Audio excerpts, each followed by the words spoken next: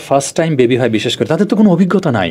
হ্যাঁ, সে নিজেও জীবনে প্রথম মা হয়েছে, এই ছেলেটাও প্রথম বাবা হয়েছে, তারা অনেক কিছুই জানে না। এবং বিশেষ করে এই যুগে এসে আমি বলবো, আগের যুগে তাও তো ন্যাচারালি মনে করো অনেক কিছু পরিশ্রমের কাজ ছিল, সবাই শারীরিক ফিটনেস ভালো ছিল।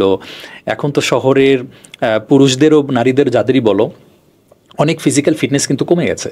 সুতরাং আমি বলবো যে আত্মীয় স্বজনদের সহযোগিতা প্রচুর পরিমাণে আসা উচিত। আর যাদের অর্থনৈতিক সামর্থ্য আছে তাদের উচিত যতটা হোম অ্যাপ্লায়েন্সের ব্যবস্থা করা যায়, তাহলে অন্ততপক্ষে মায়ের অনেক সুবিধা হয়। আর বিশ্বস্ত সাহায্যকারী দরকার, বিশ্বস্ত সাহায্যকারী এই জন্য দরকার, এটা বলে এই প্রসঙ্গটা শেষ করি। একবার এরকম আমরা তো সাহায্যকারী খুঁজছি, হ্যাঁ, যে রাখতে হবে বাসায়। এর মাঝে একটা নিউজ বের হলো যে একটা বাসায় এরকম বুয়া ছিল, সেই মাটা যখন টয়লেটে গিয়েছে বুয়া বাচ্চা নিয়ে পালিয়ে গেছে।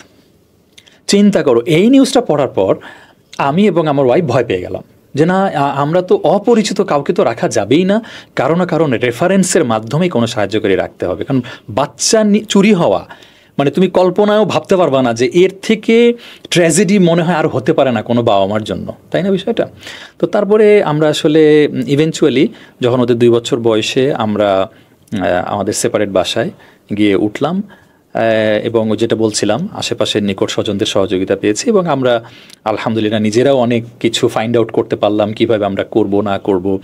এবং আমি যেহেতু এক্ষেত্রে পুরুষদের একটা বড় ভূমিকা থাকবে, বাবাদের, আমি যেমন আসলে বন্ধুদের নিয়ে অফিসের পরে অনেক ঘন্টা ধরে আড্ডা দেওয়া এই টাইপের মানুষ না, ঠিক আছে?